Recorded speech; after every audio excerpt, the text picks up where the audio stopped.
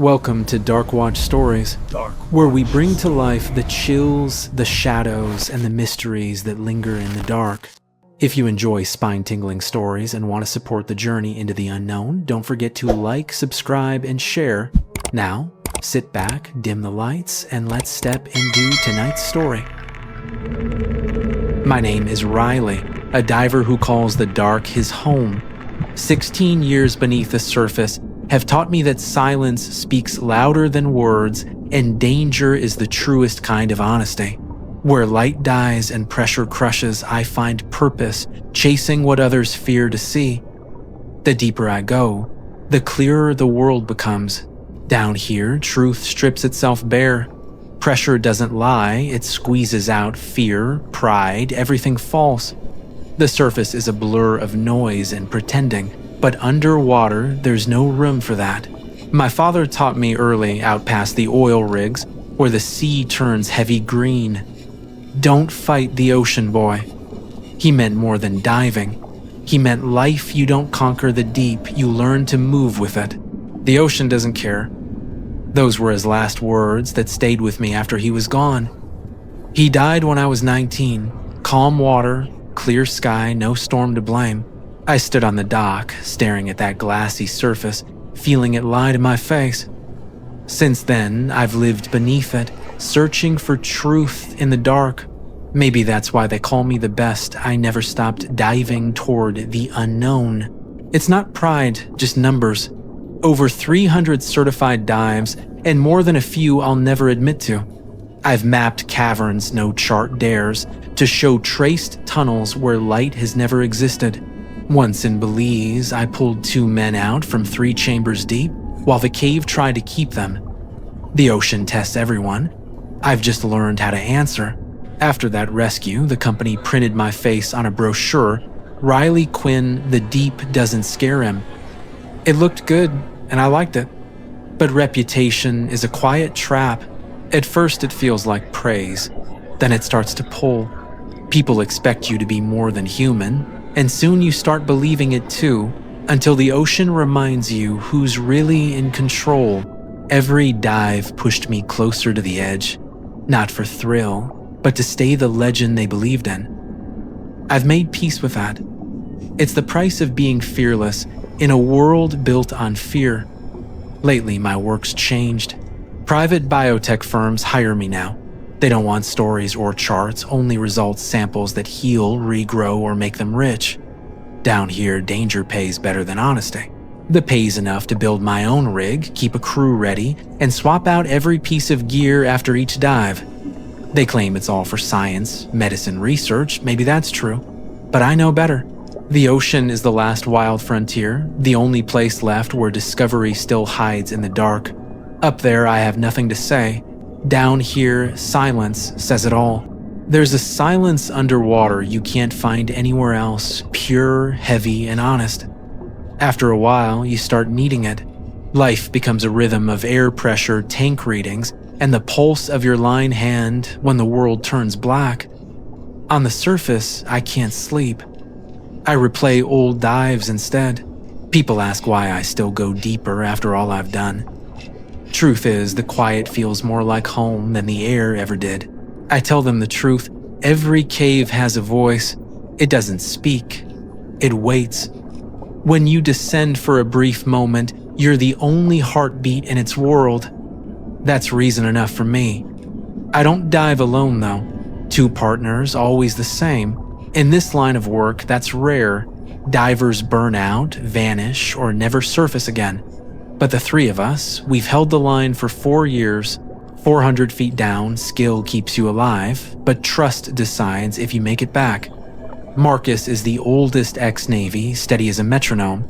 His voice never breaks, even when the world does. You could be seconds from blackout, and he'd still sound calm, like ordering lunch on a quiet day. That's why he's my anchor eyes, sharp hands steady, always seeing what the rest of us miss. Marcus notices everything: depth, timing, line, tension, even the flicker of fear before we drop. He speaks in short sentences, never more than needed. He never talks about his Navy days, but I can guess deep sea recovery, maybe something off the record. The way he handles a rebreather, how he listens to gear under pressure, it's the calm of someone who's faced death before and learned to shake its hand. I've seen Marcus catch a faulty valve just by sound. He never brags, doesn't have to. We call him the anchor when we joke, and even Laura, the newest on our team, uses the name. She's a biologist in her 20s, sharp, curious, and far too young for dives like this. But she learns quick, thinks faster, and fear doesn't seem to know her name. Laura isn't a pro diver by training, but she earned her certification fast. She's the brain of the team, the one who knows which find is gold and which is just whetstone. Microbes, eggs, tissue, she names them all. Before every dive, she cracks a bad joke to break the tension. Sometimes they even work. Sometimes her jokes don't land, but they make the silence feel smaller. Laura's always scribbling notes, asking questions no one else thinks to ask. Her mind racing ahead of the dive. I can't tell if she's chasing discovery or trying to prove herself, maybe both. Our work sounds simple on paper: private biotech contracts, secret expeditions, no permits, no questions asked. They want one thing: life that shouldn't exist up here.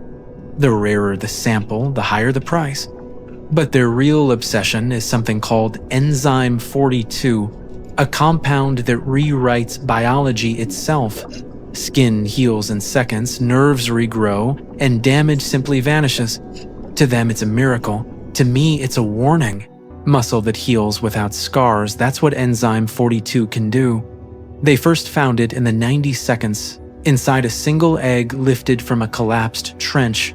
The diver who brought it up never made it back. His body was never found. The egg, they said, belonged to something they call sea emperors, creatures no one has photographed, documented, or proven real, yet. No proof, just fragments, sonar readings that don't make sense, theories that never hold. But if the enzyme truly came from a living creature, it's the most valuable thing on Earth. That's why we're here. The Devil's Throat, a drowned cave system off the Florida Panhandle. It begins with a massive sinkhole locals call the Mouth, dark enough to swallow a boat whole. From above, the mouth looks harmless, just a dark stain on the ocean's skin. But once you drop beneath, it twists into a labyrinth of limestone veins. The deeper you go, the more the ocean reminds you. Who's in charge? Pressure thickens, currents reverse without warning, and one wrong move can crush you flat. It's missing from most maps, labeled instead as a geological hazard. Divers stay away. We didn't. No one practices there, not twice. Those who tried never surfaced again. Sonar scans caught shapes larger than submarines drifting through the dark. Some say it's just shifting rock. Others whisper they move by choice. We're the first crew in 20 years to return. The company's orders are simple: dive deep, collect the samples, come back alive. Simple, but the ocean never does simple. An hour before the dive, we held the briefing. Same ritual every time. I run it myself. Doesn't matter how many missions we've done, the ocean doesn't care about experience. You speak the plan out loud, meet every pair of eyes, make sure no one's guessing. Down there, thinking gets slower, fear gets louder. Only one thing keeps you alive under pressure: memory trained into muscle. I lined up the gear, 3 full sets, 1 per diver, 5 oxygen tanks each filled and triple-checked for pressure and seal. Every tank marked with colored tape, coded by depth and sequence. We don't dive with open-circuit systems. Bubbles get you killed down there. Our suits use closed-circuit rebreathers, silent, efficient, and unforgiving if they fail. Rebreathers recycle every breath, stretching our bottom time and keeping us invisible. But they're fickle: one glitch, and you're out of air. That's why every tank is a backup, and along the route we clip emergency cylinders every 100 meters.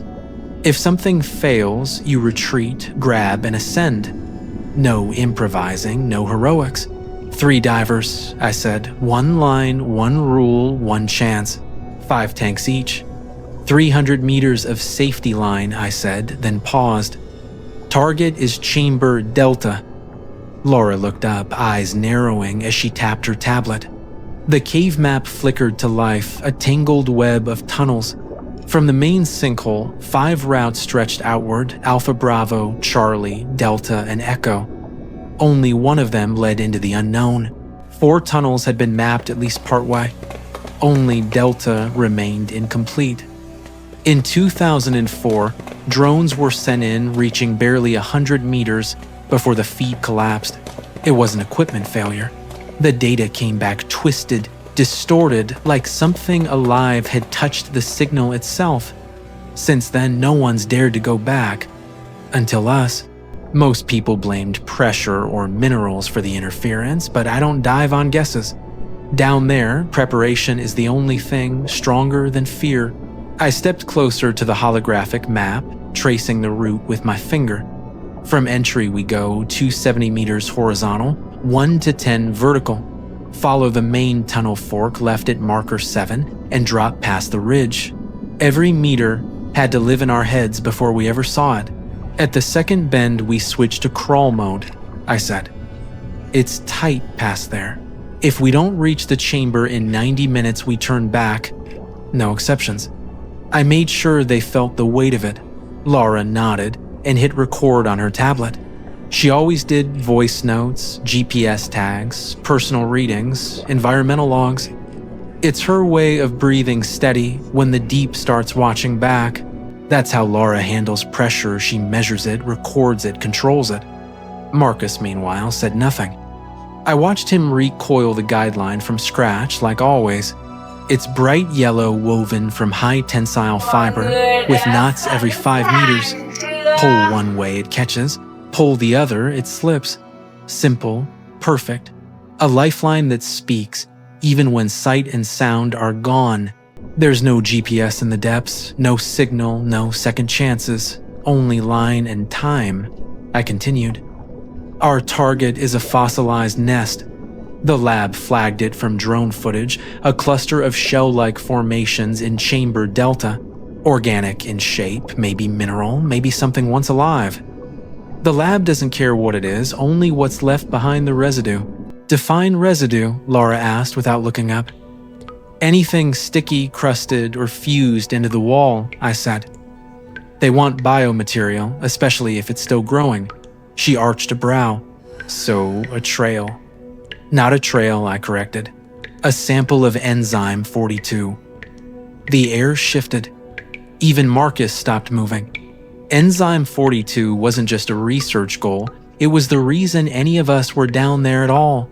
The last verified sample came from an egg recovered near the Cayman Rise in '97. The divers surfaced with it, but never made it home. The egg cracked during decompression, spilling something the world had never seen. The fluid teemed with living cells soaked in enzyme 42. They regenerated instantly, too fast for any logic. Skin sealed itself shut before scientists could even blink. Nerve cells reconnected on their own, something no lab could ever duplicate. Every synthetic attempt failed. The company that hired us owned the rights to that lost sample, and for 20 years they'd chased its ghost through trenches and caves. Most expeditions found nothing. Some vanished completely. We'd spent 3 months preparing dry runs, drills, and dives, knowing what failure might cost. We trained hard, deep dives in flooded quarries, night runs, emergency drills. We memorized every marker, every warning sign of narcosis or gear failure. We knew what waited for us. And the pay. Too good to question. Nobody offers that kind of money for coral or sponge samples. It was the kind of paycheck that erases debts, fixes lives, and blinds you to risk. It was the kind of money that buys a name on a lab wall or a child's future at a better school. Laura pretended it was all for science, but I'd seen her contract, or I knew her price. Marcus never mentioned pay, yet he was always first to arrive, never missing a drill. That told me plenty. I began inspecting the dive packs, starting with Laura's gear. Regulator, valves, gauges, weight, all clear. Marcus checked my rig as I finished hers. That's our rule, cross-check. Everything trust, nothing to luck. Then the sonar chirped. Not an alarm, a slow, deep pulse that rolled through the room. We all turned to the monitor. A shape flickered across the screen, broad and heavy, before fading back into the dark. A single fixed shape there for a second, then gone. Not a glitch, not a false echo. Something had passed through the scan grid near the sinkhole. Laura leaned closer, eyes narrowing. "That's not a fault," she murmured. Marcus moved beside her. "Run it again." She did. The sonar pulsed once, then again slower, this time like something alive was listening back. Then it stopped. The screen froze on that strange, formless echo, large enough to register, too vague to define. We watched for nearly a minute, waiting for it to move again. Nothing. No signal, no sound. None of us spoke. Whatever it was, we pretended it wasn't there and quietly returned to checking our gear. We passed the final depth marker, 1200 feet. Beyond that, the world shifted. Every sound grew softer, slower, swallowed by the pressure. The water felt heavier, thicker, as if time itself moved differently down there. Even with our helmet lights at full power, visibility shrank to a few meters. Past that, only darkness, dense, endless. The tunnel ahead tightened, closing in like the throat of something alive. At first I thought we'd reached a pinch point, but the walls told a different story. They weren't jagged or eroded, no rubble, no scrape marks. The stone curved inward, unnaturally smooth, almost symmetrical. When our lights hit the surface, shimmered faintly, soft and pale, like polished glass or bone. It didn't look carved by nature. It looked grown, deliberate, alive and watching. Marcus led the way, unspooling the guideline with steady precision, driving pedons into the wall every 10 meters. He never spoke, just moved calm and mechanical. I followed in the middle, feeling the pull of the line against my glove. Laura brought up the rear, one hand tracing the rope, the other working her tablet. Her light swept left to right, scanning minerals in silence. Even through the comms, the quiet felt heavy. The suits held against the pressure, but I could feel it subtle, like gravity itself had grown heavier. Each motion dragged, every breath had to be counted. Down here, mistakes weren't lessons. They were endings. Then the sonar on my wrist pulsed, one slow, perfect note that cut through the silence like a heartbeat from somewhere far below. I froze and glanced at the screen. It flickered twice before resolving a shape long and wide, gliding low across the floor of a deeper chamber. Not static, not a glitch. Something real. It drifted slowly, then vanished into the dark. I said nothing. Marcus didn't either. Only Laura kept the recorder running, steady as ever. Maybe Laura didn't notice the reading, or maybe she did and chose silence. We kept moving until the tunnel suddenly fell away beneath us. It was like stepping off the edge of the world.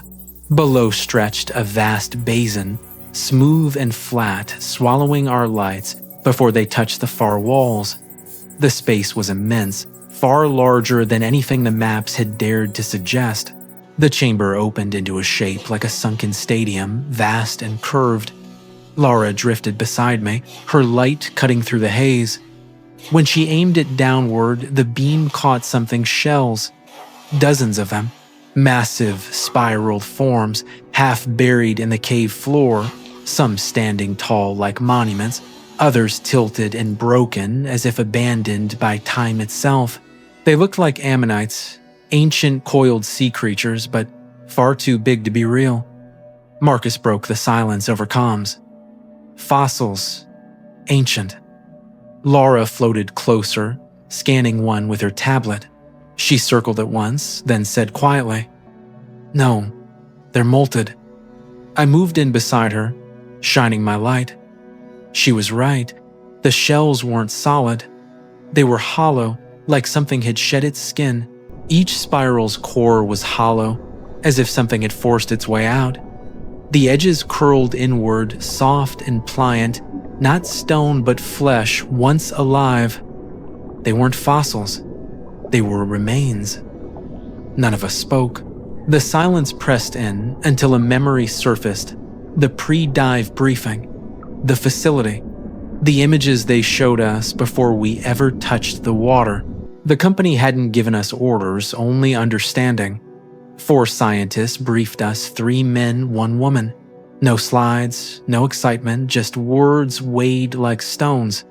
They spoke slowly, as if afraid of saying too much. Every pause felt deliberate. No one checked the time, no one looked restless. Whatever they were describing, it wasn't just another dive. It was something that waited to be found. They showed us cave art, recovered from deep underwater chambers in the Caribbean. Ancient walls etched with fading lines. Even through erosion, the shapes were clear, long serpent-like forms with dozens of eyes, some hollow-bodied mouths stretched open. The lines coiled around tiny human figures, pulling them inward. Then the screen changed to drone footage. Recent. Real. The footage lasted barely 20 seconds. It showed a thin trail of glowing fluid running along a cave wall, pulsing faint blue beneath ultraviolet light. They called it Enzyme 42, first discovered in the late 90s inside an egg pulled from a collapsed trench. The egg didn't survive, and neither did the diver, but a trace of the enzyme remained. It defied everything science knew, regenerating tissue, rewiring cells, even restoring dead nerves. In small doses, it healed instantly. In larger ones, it rewrote life itself, unpredictably, uncontrollably. Every trace they'd ever recovered came from death-hollow shells, dried streaks of fluid, scraps of membrane trapped in filters, never from something living. The woman on the panel made it plain.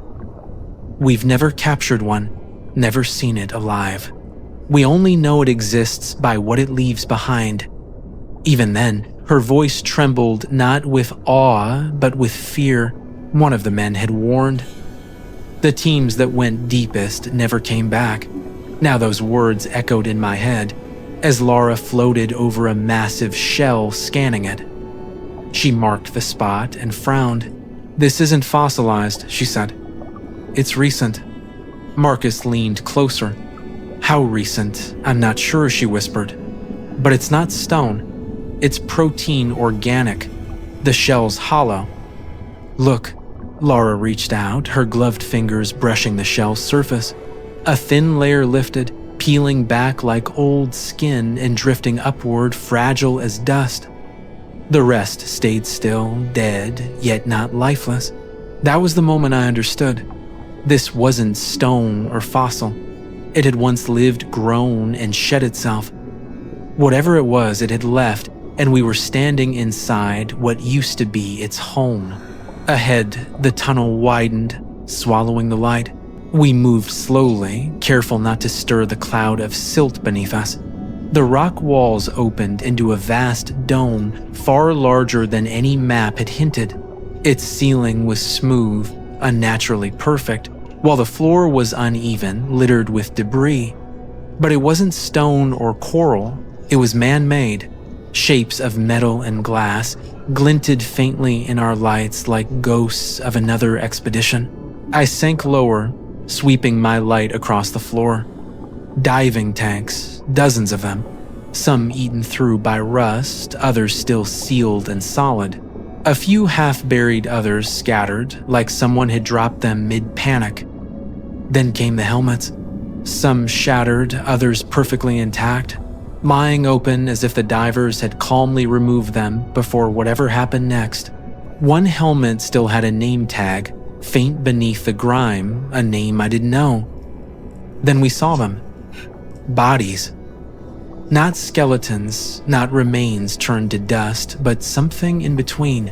Some were bone-fused into the limestone, like trapped fossils.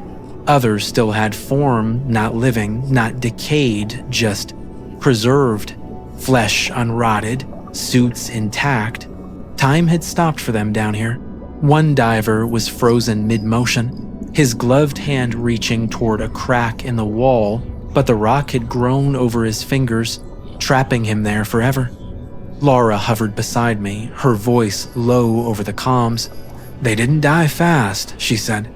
Marcus stayed silent, scanning the walls. Then Laura drifted closer to a fissure where a clear, shimmering fluid was seeping through. The fluid dripped slowly, rhythmically, forming a clear pool at the base of the fissure. Laura pulled out a vial and collected a sample. When her light swept across it, the liquid stirred a single pulse, faint but deliberate, as if it recognized being observed. "It's active," Laura said over comms. "Cell movement, maybe heat reactive." Marcus drifted closer, eyes fixed on the vial. "It looks like the mucus from the lab," he muttered. He was right. Too right. The samples we trained with were always diluted, harmless. This one wasn't. It was raw, alive. Laura sealed the vial, labeled it her hands, steady but moving faster than before. I could tell she felt it too. Then the current changed. Not suddenly, but slow, a quiet reversal, the kind you only notice when the water starts breathing the wrong way. The safety line began to sway particles, drifting sideways like dust in a slow current. Then came the sound, a deep, resonant groan, not from metal or shifting rock, but from the stone itself. Long, hollow, ancient, like a whale's call stretched into eternity. We froze. The sound faded, but above us, something vast stirred in the dark. It wasn't a ripple or a swirl, it was a shape. Long fluid gliding through the dark with impossible grace. I aimed my light upward, catching it for only a heartbeat. Massive. Larger than any whale I'd ever seen. Its skin was translucent, stretched thin like jellyfish film, with veins of soft blue light pulsing beneath the surface, alive and aware. The blue light pulsed through its body like veins alive with thought. Then I saw the eyes, not 2, not 4, but a dozen each, gazing in a different direction. Some looked down, others fixed on us one by one. They never blinked. They watched. And then the mouth unfolded, slits peeling open from the center, revealing rows of short, spiraled limbs, twitching like tongues searching for sound. The limbs writhed on their own twitching feeling, through the water searching. Marcus didn't speak, didn't even aim. He just moved. The flare gun fired, bursting white light across the chamber. For one blinding second, everything was revealed. The creature's vast body, the dome's enormity, the wrecked gear, the frozen corpses. Then the light vanished, swallowed by a storm of rising silt. The flare struck something unseen, then vanished. Suddenly, the current broke loose, a violent pull from below. Water twisted into a whirlpool near the fissure where Laura had taken the sample. She screamed as the current seized her, dragging her down in a blur of motion.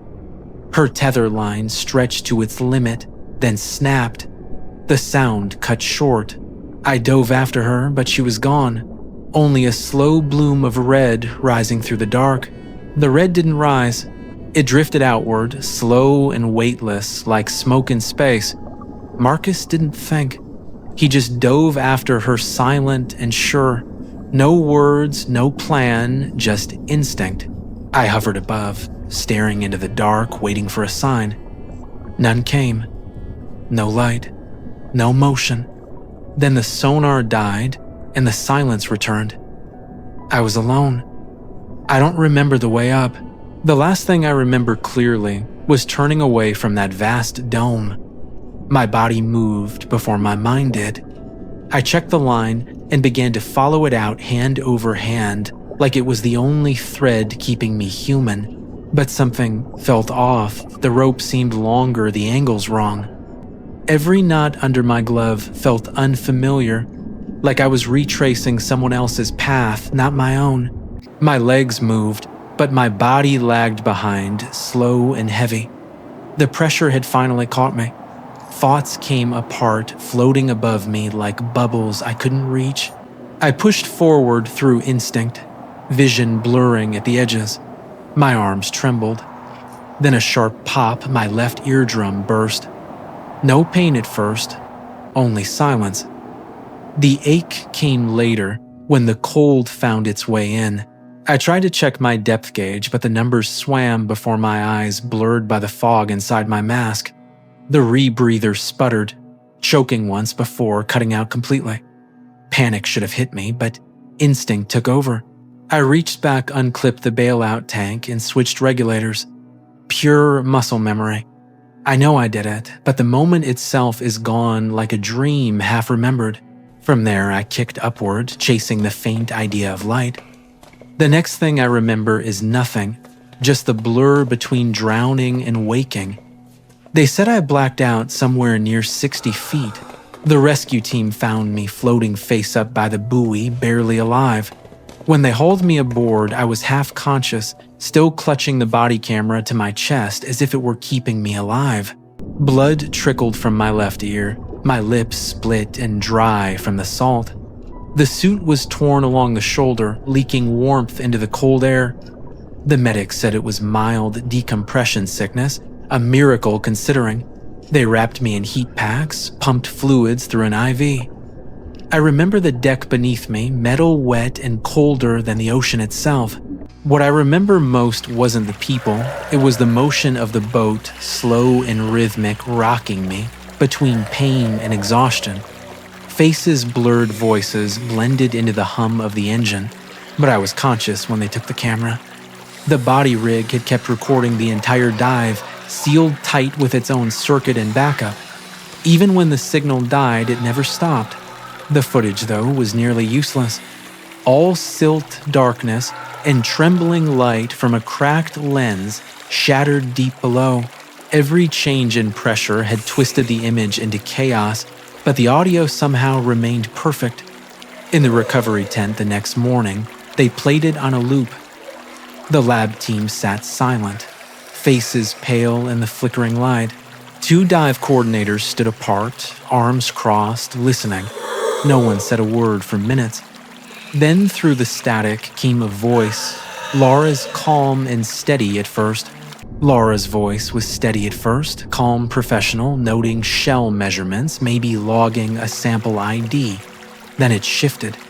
Surprise crept in, then fear. A sudden scream tore through the audio, sharp, cut short. Marcus's voice followed, loud but controlled, calling her name once. Then came the hum, that same deep, endless sound rolling through the speakers like the ocean itself was breathing. The sound was vast, slow, deep, like a building sighing through solid rock. It didn't rise or fade, it just moved steady and endless. Then came the silence.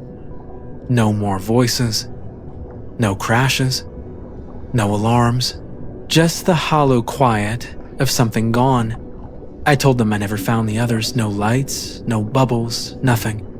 I searched as long as I could, but there was nothing left to follow. They didn't question me. They accepted my report word for word, never asking what really happened. The company filed it away under equipment failure, just another line in a spreadsheet. The final report read like a checklist environmental instability site, hazard line malfunction. Officially, the dive ended for safety reasons. No blame, no fault. Just another tragedy buried under protocol. No one blamed me. The lab took the audio, ran it through their review board. I was never invited. Weeks later, I read the summary myself. The phrase they used stuck with me, indeterminate biological presence. That was it. No explanation. No mention of what we saw. Not a single question about the creature. They buried the truth beneath technical language and silence. They paid me in full, no bonus, no penalty. Just the standard payout, clean and quiet. 2 days later, a courier delivered the NDA. 10 pages of legal suffocation. I didn't need to read it to know what it meant, silence. No interviews, no papers, no contact with anyone outside. I signed it without hesitation. Some truths are easier to bury when they pay you to forget. I moved inland as far from the ocean as I could bear. Found a quiet cabin in the hills, no view, no waves, just distance. I stopped diving. Haven't touched a rebreather or dry suit since that day. The gear's still with me, sealed in a locked case I haven't opened in years. Laura's tablet came back with my rig packed neatly, like it hadn't just witnessed hell. I kept Laura's tablet. The data logs are locked behind a passcode I've never tried to break. I tell myself it doesn't matter that nothing good waits inside. But some nights I still think about it. About her voice in those last seconds, calm, then afraid, then gone. Most nights I sleep fine, but when I dream, it's always the same image rising from the dark. It's always the same dream, a soft blue glow rising through endless black water and that low humming sound beneath it.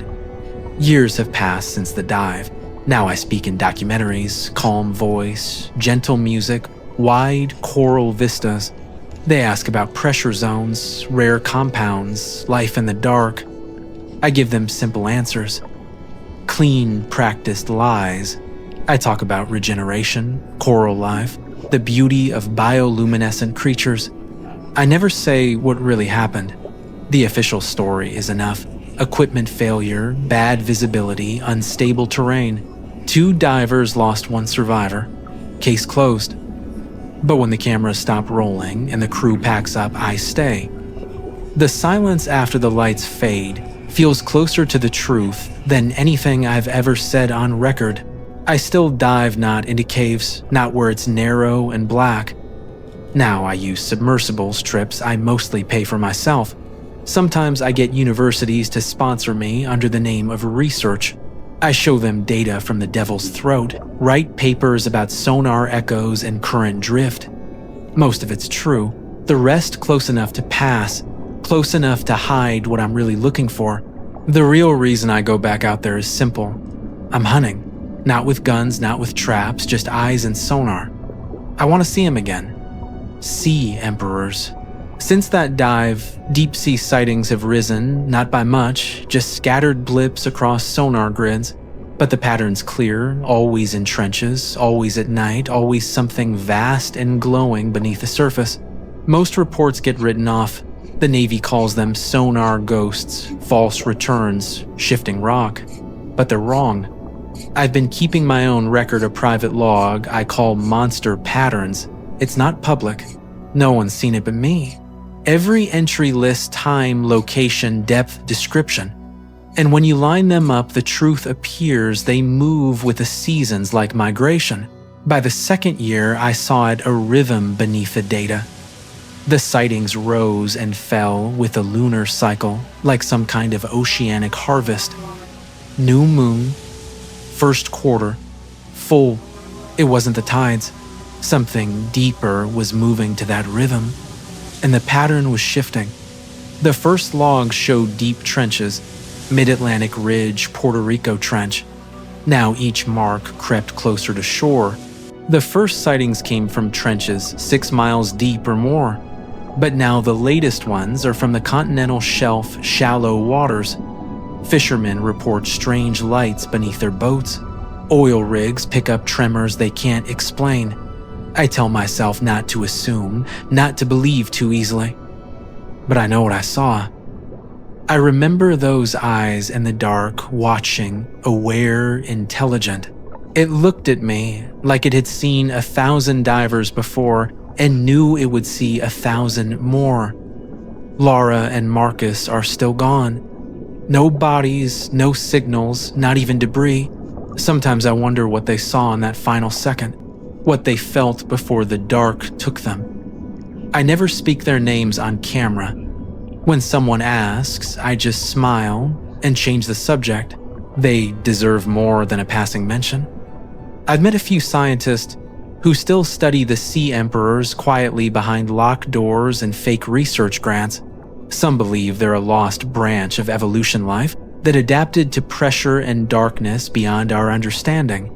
Others laugh, calling them myths, sonar glitches, old diver tales traded over drinks. But the ocean keeps its secrets well. I don't argue anymore. I just tell them one thing: the ocean isn't empty. It never was. And what we saw down there was only one of them. Thank you for listening to Darkwatch Stories. If this story gave you chills, make sure to like, subscribe, and share so we can keep bringing you more. Until next time, stay safe and stay aware of what might be watching in the dark.